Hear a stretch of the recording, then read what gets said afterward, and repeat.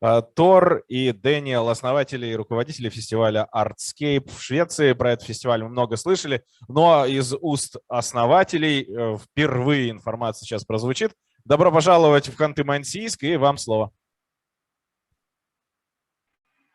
So yes, Daniel, Tor, the founders of ARTSCAPE, an independent, non-geographically bound organization from Sweden that works with urban art and public art in general. And we started in 2014, and since then we've created quite a few projects, and we've tried to get around Sweden and be all over the place. And this presentation is going to be in chronological order, and we're going to dip in and out of different subjects that we think is kind of showcase how ARTSCAPE think and why we do the different projects we do.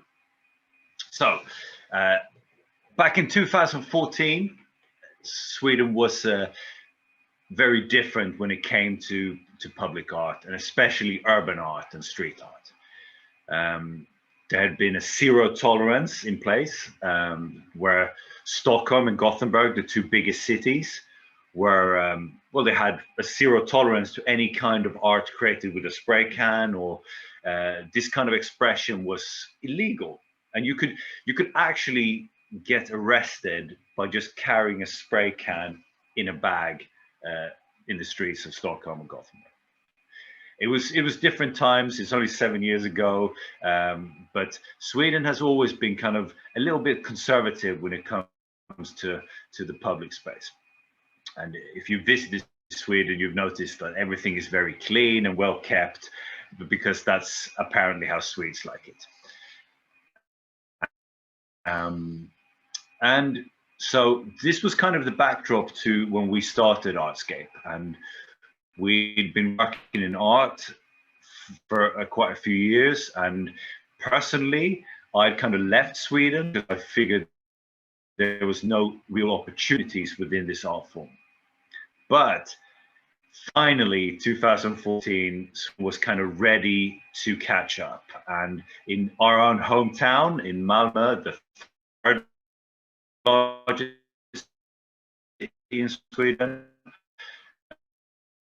still small, we created and kind of modeled it on the festivals that were occurring at different places internationally. So we invited artists from all over the world together to join forces with Swedish artists and local Malmö artists, and to showcase a broad spectrum of the kind of art that urban art, street art can be.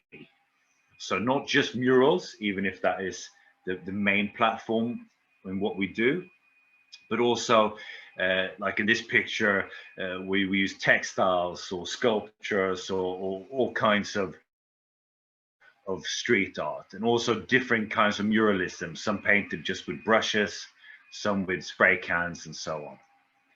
And we kind of took over the city and just did loads of different art pieces to kind of showcase what this art form can be, and try to introduce it in a positive way. And this has kind of been our way of thinking since then, to always introduce it in a positive way.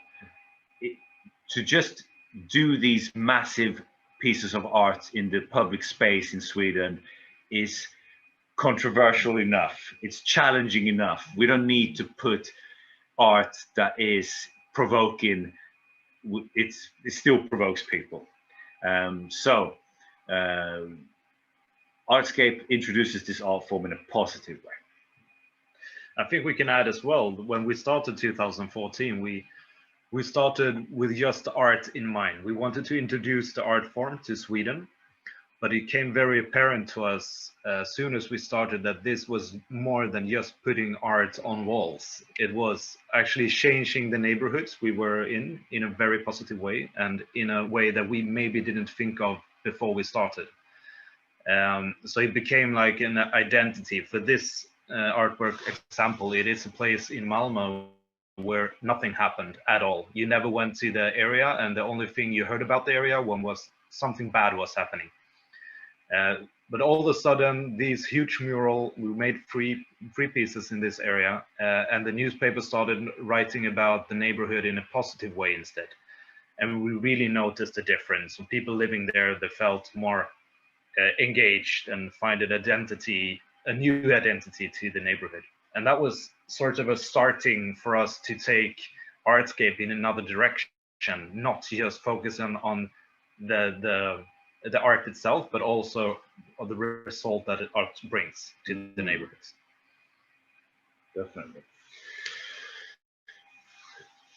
And so after our first project, it was a success. We got great feedback from the public, from the media, from the municipality. And so Gothenburg approached us, and they kind of, there's always a little competition between Malmö and Gothenburg wanted something nicer and better. So 2016, we descended on Gothenburg. And this is a city that is very spread out geographically. It is not compact. It has different areas, and they're not connected logically. So the way we approached this was that we wanted to encompass the entire city, to put pieces of art in each city, borough, and each area. And even though they had very different profile and possibilities, we tried to put them on equal standing, no matter where they were, if it was a city center or if it was kind of a more residential area, or like they all were treated equally from Artscape's point of view, to kind of showcase that this art form belongs everywhere and is for everyone. And that is very important for us.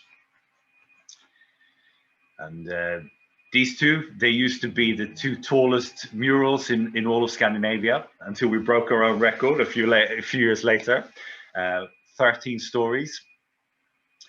And we, like I said, we went all over to all kind of, you know, we talked a lot to the different municipality officials of what kind of was the need in different areas and where it was best to place the artwork. Even though we always retain final rights to decide, we tried to get as much input as possible. And this bridge in the left hand side here is a really good example of how to kind of work with an area. Yeah, when we started the project, we wanted to, because normally these kind of projects are either based straight in the city center to make it a tourist attraction, or they're kind of hidden away in an industrial area or something where you really have to travel to see it. But we wanted to show that this art form belongs everywhere, and that was one of the reasons why we did this. And this area where the bridge is, it's called Hjällbo, and it was considered one of the most unsafe places in the entire city. This bridge, on one side of the bridge, there is a center where you can shop for food and everything. And the other side, it's a big residential area. And people, they did all their shopping during the day because they didn't dare to cross the bridge as when it was dark. So this was a really unsafe area. So we wanted to see if we could do something to change this into something else. So we had two artists working 2 weeks in the area first, just meeting people, discussing, getting to know the area. And then they made this art piece together with the community. And the result was instant. From being one of the worst places, it's now a meeting spot where people meet and feel happy, and they don't mind going home late at night and feel safe. So it's a good example how you can change with a very little budget, and with art you can really do a difference. We're not saying it makes all the difference, but it can be a small piece of the puzzle. Definitely. And yeah, we work a lot with the public as well in our different projects. And so we put a big emphasis on precipitation and kind of co-creative collaboration artworks, where we invite the public to create together with us and our artists. We have different ways to work with that, and we've kind of developed different ways of different approaches over the years. One is showed here on the screen, where we gather inspirational material from the public. It's often kids, and we work with schools, and in this instance they sent in a lot of drawings, but sometimes it's videos, sometimes it's text, and then we had an artist that kind of took in all that inspiration and then manifested it on the wall you see on the right. If you look closely, you can find the panda and the little pig with the little hat, and it all comes from these different drawings. And for us, it's really important we create these big projects, and we have these massive murals that might be 8 or 9 stories tall, and they make a big impact. But we also want to create the opportunity for anybody to be part of the creation, and to be able to point, in 5 years' time and say, I did that. I was part of this project. And then it's important for us to kind of so the two together, like the co-created artworks and the massive murals, they all exist together as a whole. And sometimes we just invite people to be part of painting with us. They go crazy with the spray cans, and then we have being something that is worth the permanency. It's very important for us that the co-created artworks are also permanent, so that everybody, even if you don't have artistic skill yet, and even if you're young or old or whatever your background, you should be able to express yourself in your public space. So for instance, the bottom art piece here, the very colorful one, that's actually a design by an artist that was then painted by the local residents of that area, while the top two are painted by an artist, but it's all comes from inspirational material from the local people. And here's another workshop we've done where everybody was part of painting. There was a retirement home across the street, and all of the residents came over and painted.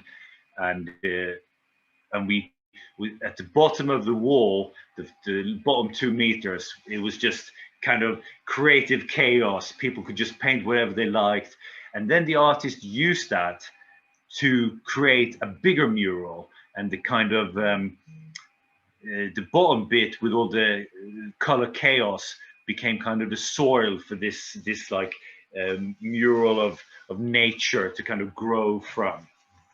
And so people all the kids who were part of this, they can point and say, I helped paint the bottom bit of that, and now it's this beautiful mural. It's a good way of working to include people and make them feel ownership. And then 2017, after we'd done Gothenburg and we'd done the entire city, all 10 boroughs, and we'd put art pieces in all of them, we decided to go even bigger. So we went to Värmland, and Värmland is a region of that consists of many boroughs. And here's the slide that's in Swedish, and it actually says that we worked with 10 different municipalities, and we did 32 pieces of art, like big murals, and we involved 29 different artists from 14 different countries. And so what we did was what we've done in Gothenburg, we applied it to a massive region and worked with 10 different municipalities. And like in Gothenburg, the different possibilities, it was the same here. Some of these municipalities were tiny little towns, and some were big cities, and we all made them stand shoulder to shoulder next to each other on equal footing, so that the small towns also could feel that they were a big part of this art piece. Here's a really interesting one. This is from a tiny little municipality called Forshaga, and top art piece is a mural and a sculpture at the same time, all made from recycled trash. And it's actually done on like a recycling station. So the artist could just pick out what he wanted, and only half of it's painted. And it's a, I don't know what you call that in English. Musk ox. Yeah, yeah, something like that. Yeah, I bet you have them in Russia. And then we went all over this region, and it took about 3.5 weeks. And we had all these artists from all over the world together with Swedish and also local artists from this region. And we just went crazy, painted everywhere, showcased as much, as many different styles as we could. And also, it was interesting because for the first time we were in a rural setting, and we were in these tiny little towns. And me and Tua, we come from a city, and I had some prejudice towards the tiny towns. I wasn't sure they would, how well they would receive the artwork, because it's an urban art form, you know. But you know, we could really scratch the urban from because everybody loved it, and we were especially well received in the small towns, and they felt such ownership. And I think this is a really this picture here speaks a lot, because it says a lot about because our the process of Artscape kind of invites people to feel ownership, even though, like in this picture, the artist is from Australia and he's in this tiny little town in Sweden called Årjäng. But this is what it looked like every day he worked. He worked there for a week approximately, and there would be pretty much an audience at all times a day, just standing there watching him work. And they can see the man in the lift spraying away. And it's a man who comes down and he eats his sandwich, and you can go and talk to him. And we were in the neighborhood, and also the local municipality, they put up tents and were handing out cookies, and they did their own little workshop that you can see in the right hand of the screen. But after a week, and you've seen the artwork grow from just some lines to this amazing masterpiece at the end, everybody in this place felt that the artwork belonged to them. It was their art piece. And even though the artist comes from the other side of the world, it was their art piece. Yes. And I think this is somewhat of the key to why we're always so well received wherever we go in Sweden, because people instantly feel ownership of the artwork. And we also do a lot of work to kind of prepare for this. When we go to a new place in Sweden, we reach out to local organizations and schools and talk to the municipality and try to talk to as many people in advance as possible, both to kind of brief the artist on where they're going to be working, but also to kind of sow the seed for the project so that everybody feels that they've been involved and been heard and listened to. And yeah, that's important things. Very much. And this, even though the logistics were crazy in this project, because we managed to do an entire region at the same time. It's a big region. I mean, Sweden it's not as big as Russia, but it still has a lot of space. And we managed the logistics, and this turned out really well, this project. Yeah, for sure. And this is a good example for the artist here. This is the central station for the buses in the city we were, and the message here is like it's a saying goodbye and apart, but could also be meetings. So this is an example of an artist who not really just put an art on the wall, but also incorporated where it was geographically. Yeah. And then in 2019, we did our biggest project to date. Very ambitious. We sometimes, depending who's listening, I call it the world's biggest urban art project ever. And we did 12 municipalities at the same time, all around Gothenburg. So we didn't allow Gothenburg to be part of this, but we did all the surrounding municipalities in Gothenburg, and all at the same time. And in this project, we decided to have an overlying theme. And so all the pieces of art are interpretations of different folk tales, fairy tales from all over the world. So as in all our other projects, we invited artists from all over the world to join Swedish artists and local artists, also Swedish. And then they were each paired with a folk tale from somewhere else in the world. So here, for instance, there's an Australian artist painting a Finnish folk tale. And oh, it's a beautiful one.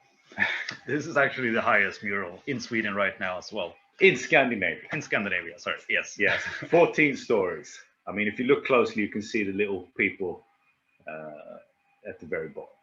Yeah. And here's another one on the same street. Apparently, this is like 2 meters smaller than the other one. And this is a Romanian folktale that was interpreted by a Swiss artist. And so we did this all over these, all of these municipalities. Just pair them folktales with artists. Sorry, I can notice now when I see the picture that it's lagging a lot. But I hope you will understand that the pictures comes a bit after that we talk. It moves faster for us. Oh, okay. Maybe we should talk in slow motion. Yeah.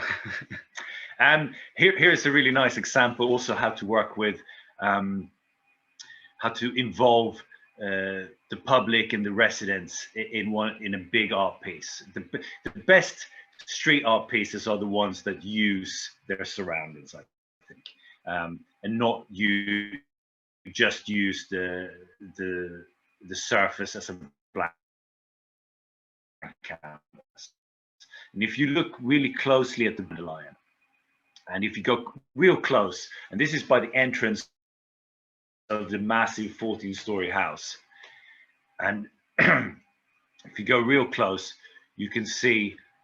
So that's not changed. You can see people having been drawn by the artist, and it's people who live in the house that's been drawn by the artist. So she would work there for 2 weeks painting the big dandelion, and she would meet people come in and out of the house all the time, and she would draw all of them on the route as a kind of friendly pro-environmental sort of gathering. It kind of, as we can see your screen, we can actually see that there's a massive lag between what we're talking about and what you're seeing. So I hope it kind of makes sense when we're talking. Maybe we should slow it down a little bit. I don't know. But this was actually a great project. It really made the people living in the building. They were so proud afterwards. Нет, мы видим нормально, все. Технических проблем у нас нет. Мы вас слышим и видим. Прекрасные картинки тоже соответствуют тому, что вы говорите.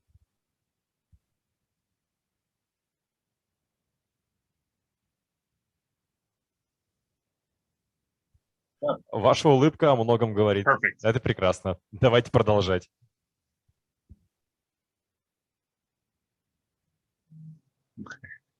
Great. So yeah, loads of walls, and they were all created to match these different folk tales. And at the very end of the project, let's look at some nice ones. At the very end, we put it all in a book of fairy tales. So we had a writer write ARTSCAPE versions of all these very traditional folk tales, and then at the end we used the instead of traditional illustrations, we used photographs of the different art pieces to illustrate the different folk tales. And for us, toying with this idea of using folk tales inside of the urban art was kind of, it was a fun concept, because first of all, it kind of blended literature with the kind of street art expression. And something that we noticed in our earlier projects was that in small towns, often the library, in Sweden at least, are the central cultural hub. Like if you live in a big city, a library might only be for the books. But in the small towns, the library is often also like the place for art and the place for film and so on. And we thought it would be nice to, it was like kind of building a bridge that got us into the libraries. And this book, we didn't sell it or anything. It was handed out to schools, libraries, and other institutions and places where people can read it. And now it's all over the place. I mean, we got a lot of requests from other parts of Sweden to get it, but we won't send it everywhere. No, it's really nice. This school works with art, with the book in their classes to learn about different cultures and different fairy tales and everything. Definitely, and I think that is a really, I mean, the theme is kind of, I mean, the way folk tales evolve is that for hundreds of years they're retold and retold, and they might even travel to other regions and be incorporated into other cultures, and that is the nature of folk tales. And what we did was, in a very fun and playful way, we kind of sped up the evolution of folk tales by bringing them to Sweden and then pairing them with an artist from somewhere completely different. Yes. And then just seeing what happens when we put this Japanese folk tale done by an Austrian artist in somewhere rural in Sweden. And it just created some very fun meetings and discussions, I think. Yeah, absolutely. And we also had some Russian folk tales. Here is one, a Baba Yaga folk tale about a girl called Vasilisa. And this was a really fun one for the artist to paint, with the chicken legs on the cottage. We have another one with a completely different expression, and this was a nautical fairy tale about a troubadour called Sadko that plays a traditional instrument called the gurli. I don't know how to pronounce it. And anyway, he gets taken by the king of the sea and almost marries the princess of the sea. And yeah, it was, for us as well as curators, it was an amazing opportunity to get to know all of these crazy stories from all over the world, and also see how alike they are. Yeah. And how kind of folk tales is something that goes into every culture of the world, and a lot of the themes kind of transcends culture and is equal among all of us. Something that is truly human, fairy tales and folk tales. Same year, we also went and did a completely different kind of project. And we talked about this earlier today, so we're not going to talk about it a lot. But basically, we took a small town in the north of Sweden and just crammed everything we normally would do in different municipalities. We crammed it all into one tiny little place in the town center of this tiny little town. Just murals, murals, murals, murals everywhere. And then all kinds of sculptures and other public art. And just in one week, we turned it all into a tourist attraction. And we used 3D art here by maybe an artist known to you all that are listening. And maybe that's where the seed to our participation today was kind of sown as well. So all these art pieces from this project, you can stand in one spot and you can see all of them at the same time. Very different and very luxurious for us to work that way, because no massive logistics, just doing everything at the same place. Last year, we took over another street art festival in Sweden that had been going, it was kind of colleagues to us and had been going parallel. They've been doing biannually, sort of every 2 years they would do a festival. And it was run by the municipality itself, and they only focused on the city center, and they focused on getting as much tourists as possible through art. And sure, one of the benefits of using street art and urban art is creating a tourist attraction and bringing in visitors. But for ARTSCAPE, that is one of the lesser prioritized benefits of street art.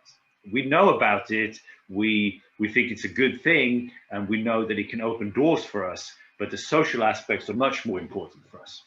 So when we were asked to come in and produce and curate this project and take over what they've already been doing for a new project, we decided to move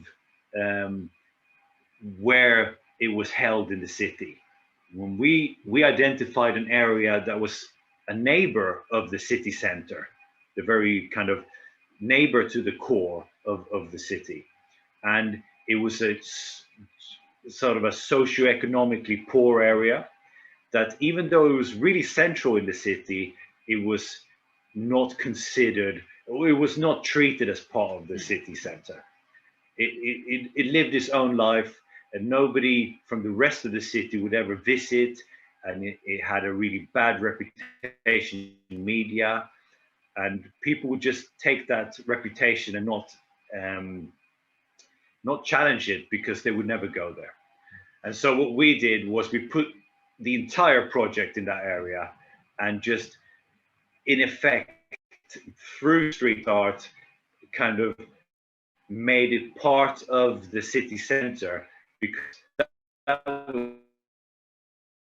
was where all the prior artworks were from the city center, to include this area as well, kind of forcing the residents of all the rest of the city to visit this area, because they wanted to see the artwork, and in the process discovering that this area is really nice. It's a really warm area with a really good sense of community, and there's loads of positivity and kids, and all of a sudden they got to experience that and not just read what the media says about the area. You know, I mean, in the municipality, when we started this discussion to take over this festival, we had a lot of discussions, because they were drawn to the tourism side, and they really wanted not to lose that. So they were really scared and a bit skeptical in the beginning when we suggested we would do it here.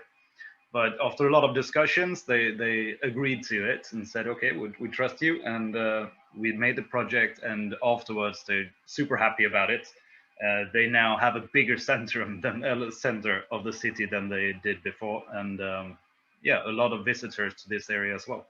Yeah, which obviously, and the most important aspect is, how did the residents of this area feel? And because we were really conscious about not coming in and doing it on top of them, like they needed to feel included. So we did a lot of work reaching out to different organizations and talking to people in the area, telling them what we wanted to do and how they felt about it, what they wanted to see on the walls. And it turned out really well. The local pride in this area it increased, and you could feel that the residents felt the pride, and they also felt that it was really fun to be included and to kind of showcase where they're from and so on. So we were very proud of this project, because it really kind of highlighted in a really good way the social differences a tiny little art project can make. And like Tul said earlier, we're not the solution to problems, but we can help with a very small budget and very little means. We can do a lot of difference to how people perceive an area or how they perceive their own areas. Also, last year, we went to another part of Sweden, another region, and we worked with 4 different municipalities to create a project where we did massive murals, but where we used augmented reality.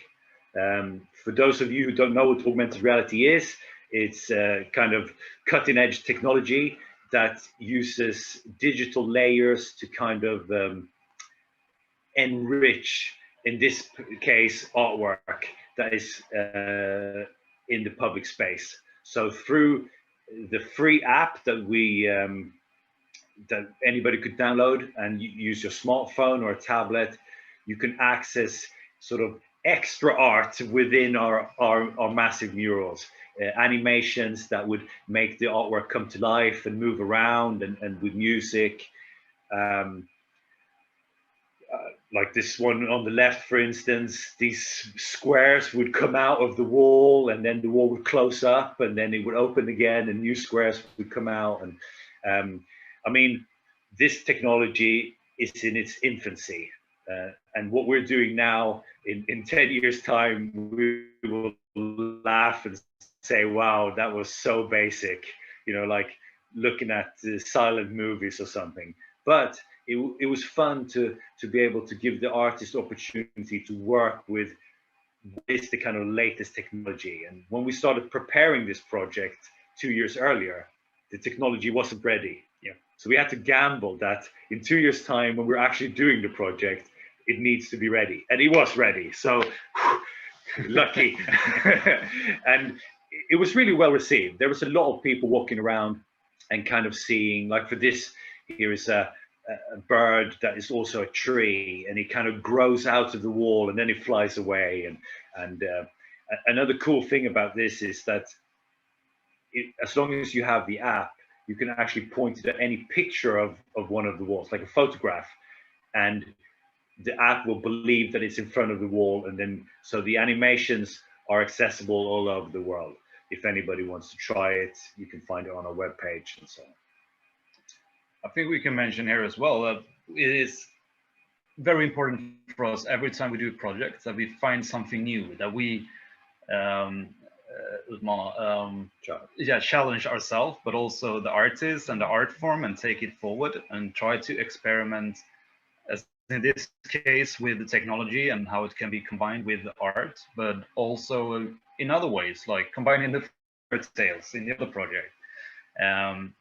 But also with the artists themselves, trying to challenge them to do more creative stuff, maybe a bigger wall or something like that, or just in any way we can move forward and not just do the same thing over and over again. Definitely. We don't want to be a mirror of what's happening in the art world. We want to push it forward as well. And this was a really cool example. Like, painting on walls is probably the oldest art there is from humanity, like from the cave paintings. And then you kind of pair it with the absolute latest technology and see what happens. And it's just us trying to help the art form move forward. And this year, we helped celebrate Gothenburg's 400-year anniversary. And we invited artists that were from all the sisters and partner cities of Gothenburg, so often the second biggest city. And you know, here is an artist from Russia, from St. Petersburg, and what's that? No, sorry. Yeah, and we invited an artist from Lyon, that's France's second city, and both of Gothenburg and Lyon has the lion as its municipality animal. So he painted a massive blue lion on a square in Gothenburg. And as you can see, we always try to have a good mix between the kind of expressions, and in all our big projects, we try to have all the different continents represented,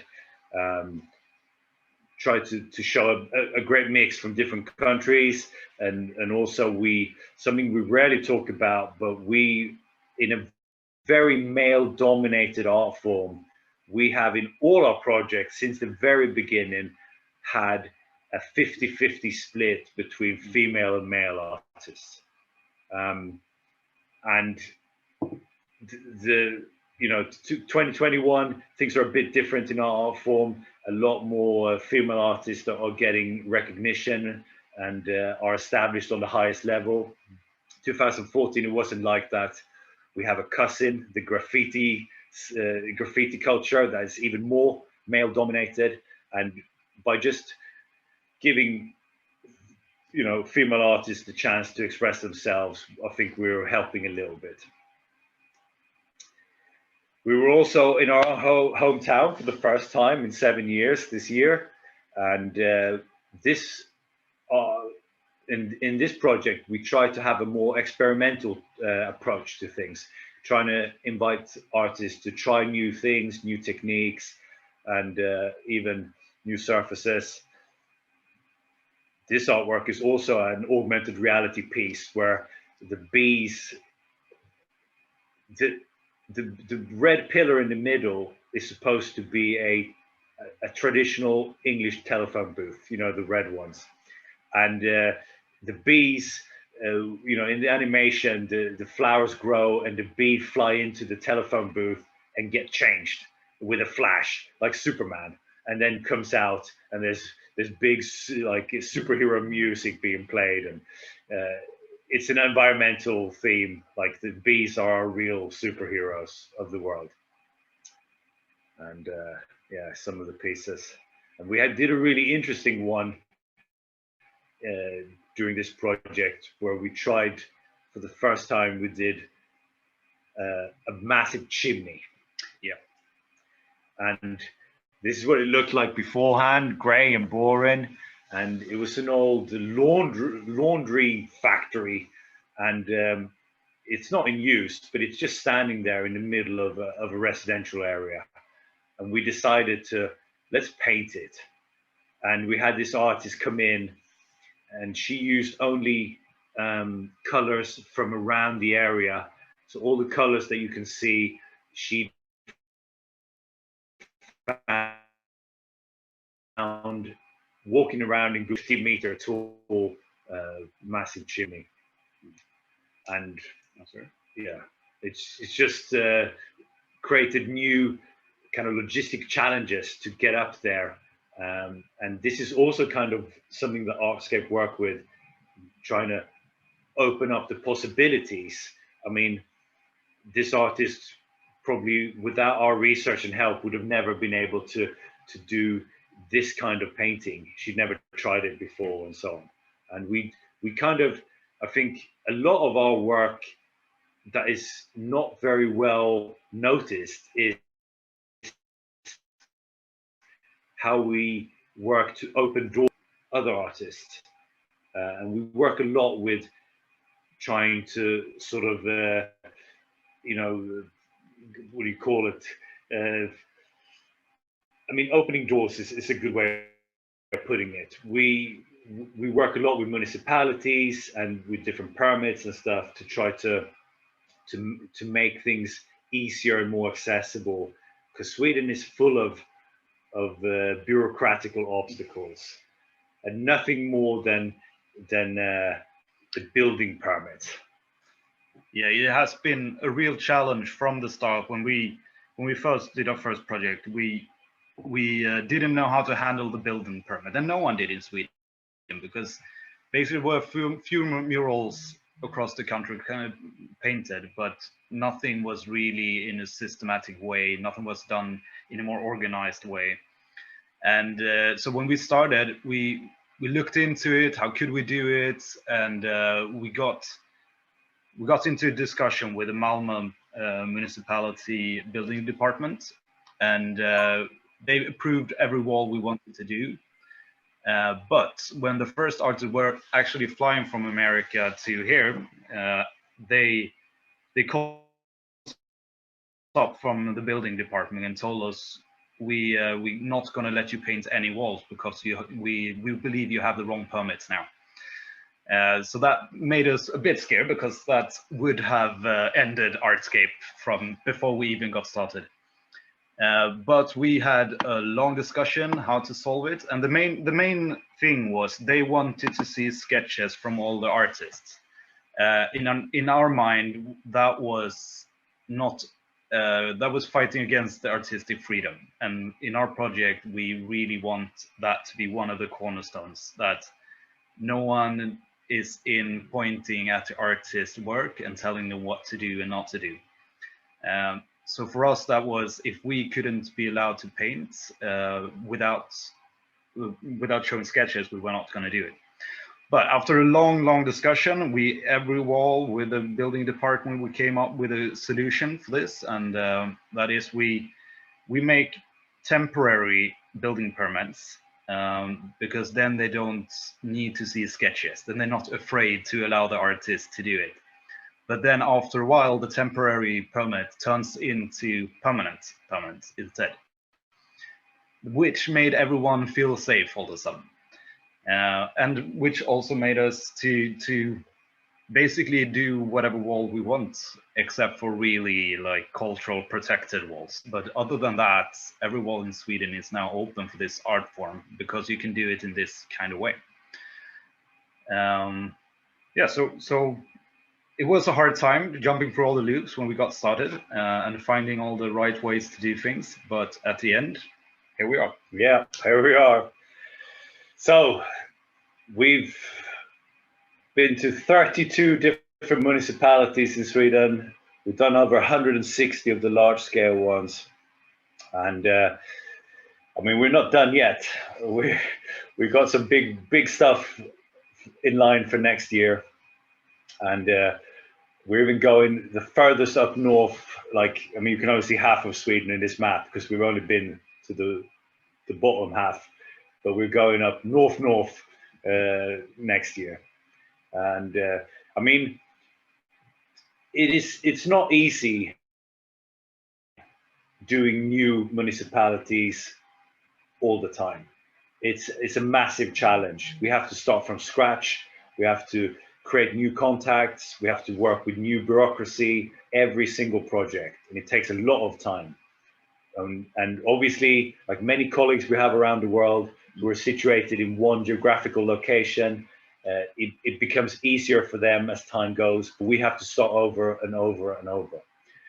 But it's a challenge we've accepted, and what afterwards, when we've created our projects, we've opened new doors and we've created new possibilities, and we've seen a lot of good effects, especially on the local sort of art life. Local artists get more opportunities. People get introduced to this art form and start to think about public space in a different way. And there's an appetite for our kind of art. And also, I mean, we have other sort of underlying thoughts that we rarely talk about that also kind of fuels why ARTSCAPE do what we do. For instance, we like to challenge the advertising standing in the public space. In Sweden, there's advertising everywhere, and the public space is being sold off by the state and the municipality to the highest bidders, and they're allowed to put, if you ask me, what is effectively brainwashing, that will ask you to consume and buy stuff. And it might be wrong or right that it's there, but nobody is even thinking about it critically. But when we put an art piece somewhere in the public space, a lot of opinions are heard and people think about it, and they, should there be art here? But they don't challenge the advertising. And so for us, putting art in the public space is also a way of encouraging people to think about the public space, because what the public space is our space. Like, we're the public and it's our space. Like, we own it together. And why should we accept there being advertising everywhere and not even think about that? But when there's art somewhere, all of a sudden some people get outraged and they at least are critical or challenge it, and then they accept the advertising. And for us, that's a bit it's strange that it's that way. Maybe we should think about public space, all kind of public space, and how it's being used. And so we want to encourage those kind of thoughts, and we do it in a really positive, non-confrontational way. We just encourage discussions, and that's how we like to work. I think one thing as well that might not be so fun to talk about, but I think some find interesting in a way, is how we fund our project. We are from the start a non-profit organization, which now have a company as well to be able to handle certain payments in a good way. But we have from the start, we have a rule that we would never go use any commercial funding that is not connected to our project. We work with paint companies, for instance, or lift companies, but we would never put a sign of Coca-Cola anywhere or a Monster energy drink or whatever. We would never use that kind of money. And we are, in a luxury way, living in Sweden, where there are a lot of grants to apply for to make these things happen.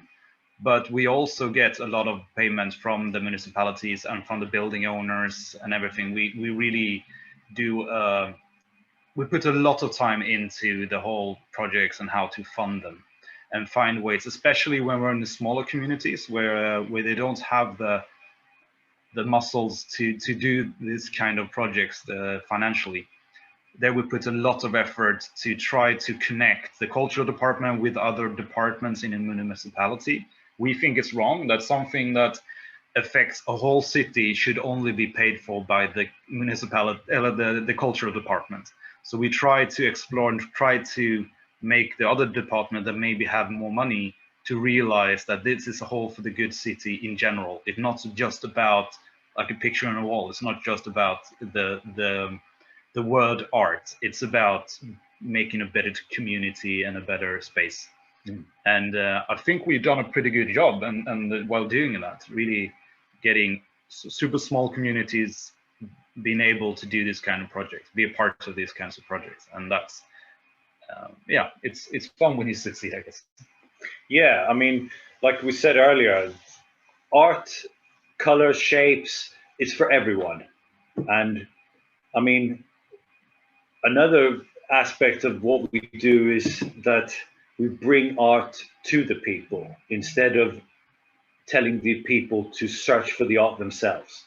And a lot of people, and I think this goes for Russia as well, do not feel comfortable in galleries or art museums, and they don't feel invited there.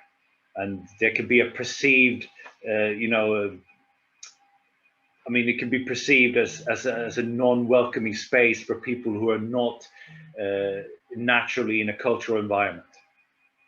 And we feel that bringing art out into the streets and creating cultural experiences that anybody can access for free could be really inspirational and is really good for a community, and hopefully can inspire people to actually visit art museums and so on. And because art museums are for everyone, but they might not be perceived that way. And we try to create something that is for absolutely everyone. And if we do events that are, that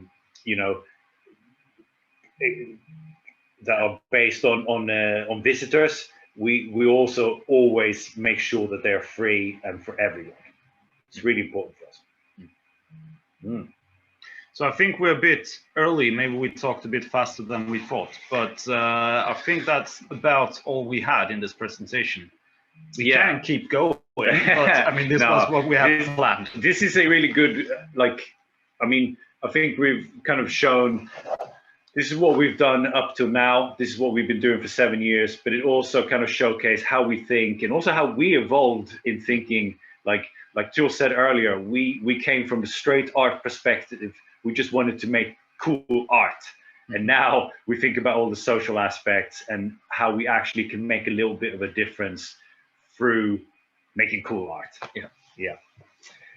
So yeah, I think we're ready to move on to questions and if there are any.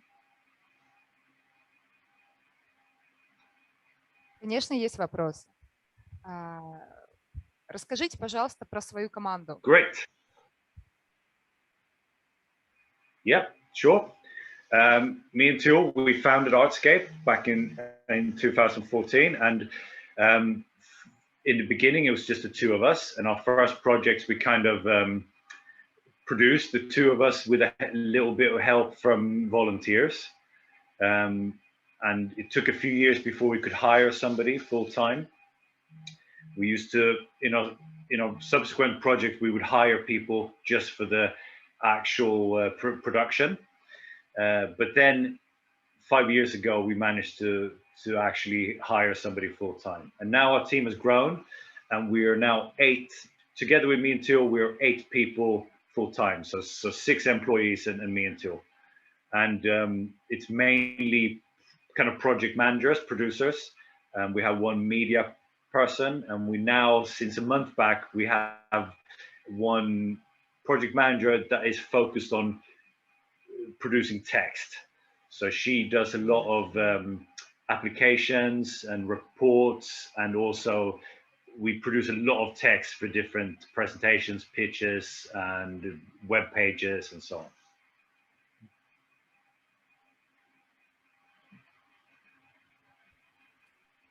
Ребята, у меня такой вопрос к вам. Вы говорили о том, что осваиваете и северные территории в своей стране, но северной частью пока что меньший объем получается. Вот вопрос вот в чем.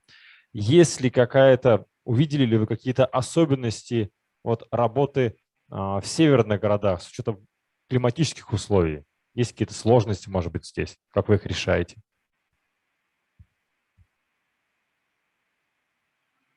Well, I think we've already kind of approached those difficulties because we've already been to rural places, little small towns, and I think they're the same up north in Sweden, just that there's even less small towns up there. There's mostly trees.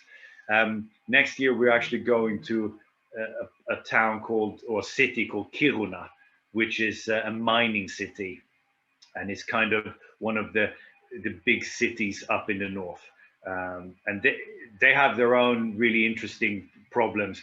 Because of the mining, they have to move the city. So the mine is going underneath the city. So the city that existed 100 years ago, it all has to move. And apparently there's so much money that they can afford to just move the city.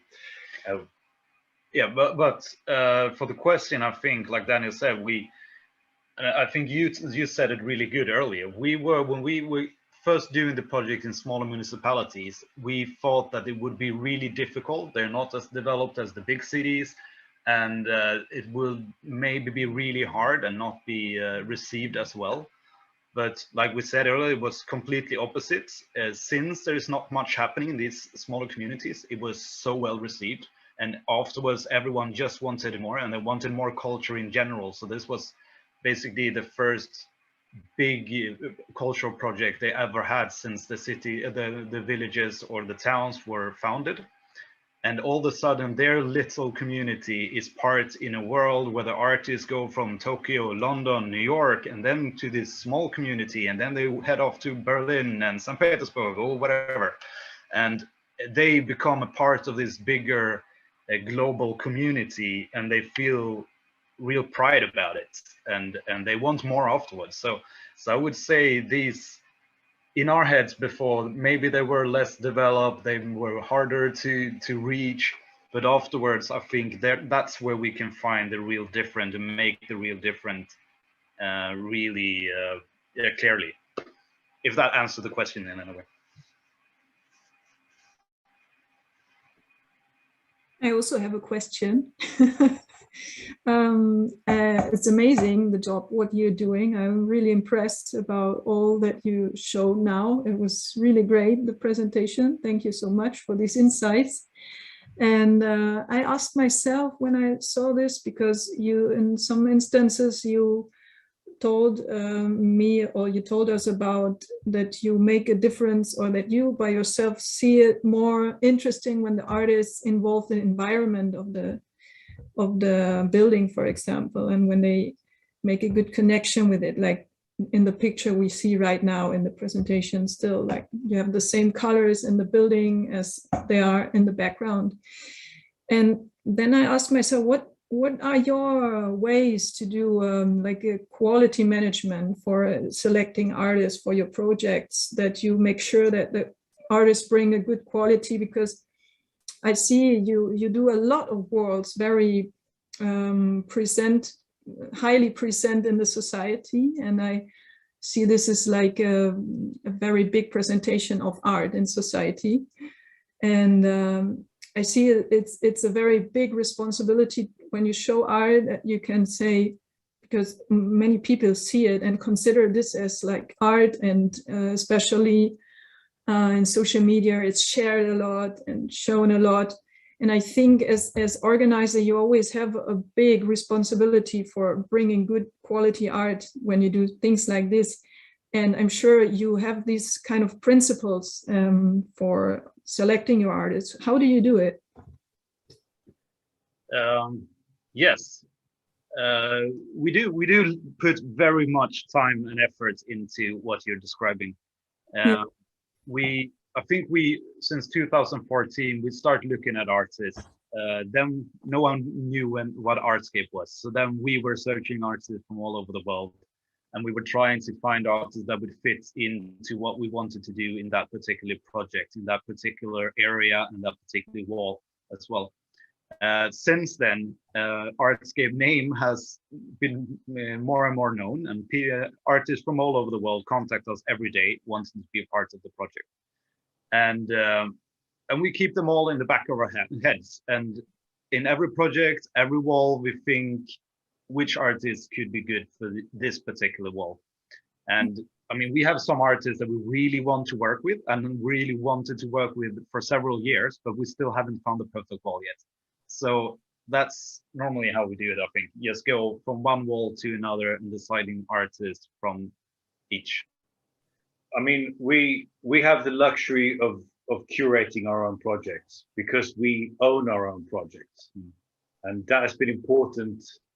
And that's an important definition for ARTSCAPE, that ARTSCAPE owns ARTSCAPE's projects. We're not brought in by a municipality to do something for them. It's our project that they fund.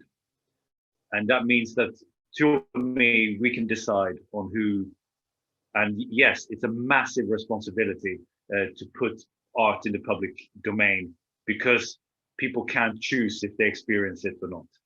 And so we spend loads of time thinking and talking and getting it right. And maybe the thing I'm most proud of everything we've done is the curation, like how we managed to get it right pretty much every time, and how it would have been impossible to swap places for some of the artists or artworks. It would not have worked. And how we need to be really sensitive to the area, the community, the context of the piece, and at the same time, like we talked earlier, about giving total artistic freedom. And it's not easy. It's maybe the one thing we work hardest at that never really get noticed by anyone. So there is, sorry to interrupt, so there is no approval by the community, for example, of any design of the artist, nothing? No, never. Very rarely, yeah. Okay, that's great. Good to hear. I like this kind of freedom aspect a lot. Yeah, thank you. That was already an answer. Good. У меня есть еще вопрос, и не один. Они касаются взаимодействия с муниципалитетами. Такая вот больная точка в отношениях художников и власти. Вы говорили о том, что каждый новый кейс, да, новая ситуация, создание чего-то нового в каком-то муниципалитете, это какой-то новый квест, новая игра. Но у вас большой опыт. За это время вот этих каждый раз новых отношений появилось ли понимание, как нужно действовать, чтобы договориться с муниципалитетом? То есть делай первое, второе, третье, не спеши. Вот какие-то правила, тезисы ваши, как договориться с муниципалитетом и реализовывать свои проекты, чтобы они были как можно ближе к идее, к начальному замыслу.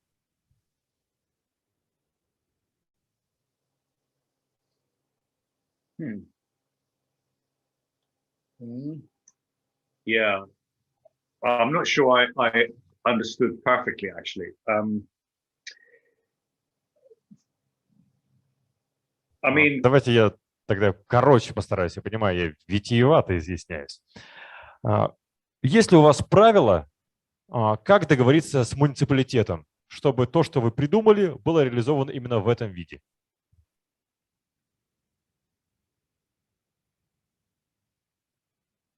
Okay. Yes. Now we understand. Well, it's difficult, especially for us that work with different municipalities all the time, and we work with different parts of the municipality. Like sometimes the cultural department is our first point of contact, and sometimes it's not. Sometimes it's another point. I think rule number one for us is that we walk away if they are trying to interfere too much. And, you know, that might not be easy for everybody that's trying to make a living out of art. It has not been easy for us either, but we took that decision early on that we're not doing things just for the opportunity or the money. Like, it needs to fit into what ARTSCAPE want to do. And it's been hard financially for us sometimes. Mm-hmm. We've sacrificed ourselves. But now we're in a position where municipalities come to us and ask us to come and do projects, and we can be pretty hardline in what we want and what we do not allow them to decide. But saying that, rule number two is to be really conscious about making everybody you collaborate with happy. So the municipality, the property owners, the artists especially, and the public, everybody should be happy at the end. And you have to have a good sense of what everybody wants out of it. Yes, sometimes we collaborate with the paint company that is a commercial venture. They want to show their paint to the world. And so we do that in a non-sellout way. And the municipality, they want something else. They want their citizens to be happy and thrive, and in different ways. And they have different objectives they need to fulfill. And so we help them fulfill those objectives. And we ask them about it. Like, it's really important to have a dialogue with everybody, understand what they want, and talk to them and explain what we want to do and how we're going to do it. And if there's a friction, we try to smooth it out. And this is something that is, as I think, why ARTSCAPE gets renewed responsibility from new municipalities all the time, is because we have made everybody else in the past happy. And then, I mean, word travels. People know that ARTSCAPE made people happy without compromising on our, our ideals and what we find important here. So it's a balance, and it's not easy for everybody to keep that balance. We've worked really hard on it. Does that answer the question? Да, спасибо. Для меня второе правило, по сути, первое, потому что если его не будет, то и первое бессмысленно, диалога тогда вообще не получится. Но спасибо, что вы сказали и о первом, и о втором правиле. Они очень важны. И последний вопрос у меня. Вы говорили, что много рекламы у вас в городах, любое общественное пространство занимается рекламой. В России тоже с этим та же самая ситуация. Художник, конечно, хороший художник, говорят, голодный художник, но у меня жена художник, я так не считаю. Вот. Вопрос вот в чем. Включаете ли вы создание объектов социальной рекламы с помощью искусства? Потому что в интернете можно найти различные примеры, как создают социальную рекламу. Вот вы на такие коммерческие договоренности идете, например, с муниципалитетами, создать какой-то объект социальной рекламы с помощью предметов искусства.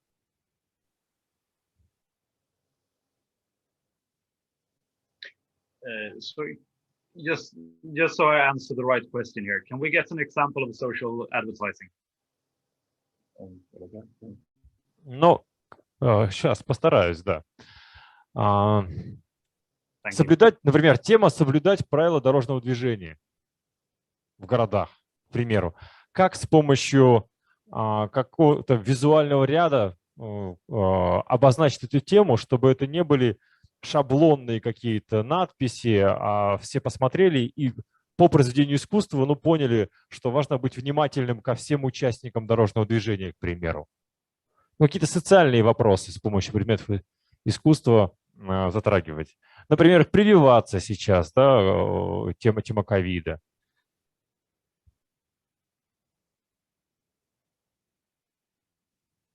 All right, thank you very much for clarifying. I think for us, it's not something we do. It's not something we work with. We work with art for more the art's sake. But I mean, art is a really good way to spread information and opinions and everything. So, I mean, yeah, it could be a way to do it, I guess. We totally agree with it. But I guess our past projects have been freer. Yeah. I think then it loses Спасибо. the Спасибо. Мне approach пояснили, of art, Маша пояснила, говорит, у них этого нет, у них сознательные люди, они соблюдают все правила. Я могу только порадоваться за вас.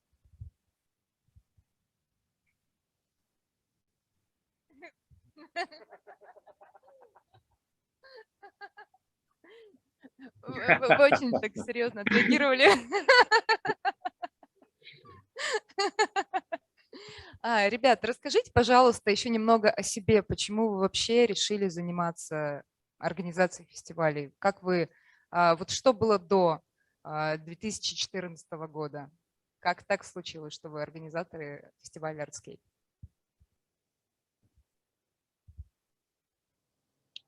Yes. The short story is, from my side, I ran a gallery here in the city where we live, where I had artists from like both famous artists, but also locals, up and coming artists. I tried to combine the two worlds and just general love of art, I guess. And actually, me and Daniel, we met in high school. No, what do you call it? Yeah, we went to school together when we were like 14, 15. Yeah, so that's how we got to know each other. And when I started this gallery, you were off all over the world doing other things, like combining words, arts. Yeah, I used to work in this art form before 2014, and I did also a lot of commercial productions, like massive Coca-Cola murals, for instance. And I loved working with the art form, but I didn't like prostituting it to the big companies. And so after working kind of all over the world and getting a really good network of artists and graffiti artists, I kind of decided to get out because I couldn't see, I didn't agree with what we were doing with the art. I understood that the artists needed to get paid and needed to live from their art, but I didn't agree with the bigger picture. But at that time, Till was running his gallery and was kind of preparing to make an exhibition with urban artists and street art. And because we had hardly spoken for 10 years, but like Till said, we used to go to school when we were teenagers, and we started. I got in contact because I saw Till was running a gallery in our hometown, and then we started bouncing ideas for his exhibition, and I kind of gave him some do's and don'ts on some of the artists who to work with and not to work with, and it kind of ballooned into. I mean, you could tell this yourself, really, but Till had kind of realized that there was a possibility in breaking the really traditional, restrictive Swedish view on street art. And maybe Malmö, our hometown, was ready to actually paint a wall or several. And as he had connections within the municipality, but kind of needed some help with some of the practical experience stuff, we kind of decided to do something together, and it just kind of grew and grew into the first big project. So yeah, I mean, none of us really has any art education. I've been to art school. I'm an art school dropout, and we just have we don't come from families of artists. So I guess we're just like normal people who had a love of art, who found a way to work with art in life. Yeah, that's it. Спасибо. Если у кого-то из участников онлайн есть вопросы, пожалуйста, как-то дайте нам об этом знать, поднимите там руку, напишите в чат, пошлите смайлик нам, чтобы мы поняли, что вы желание огромное имеете поговорить. Спасибо. Спасибо вам за ваше сообщение, за вашу лекцию, за ответы на вопросы, очень обстоятельные. Опыты, правда, замечательные. И я думаю, что те, кто посмотрит потом в записи наше общение, получат много полезной информации для размышления и будущих действий. Спасибо большое.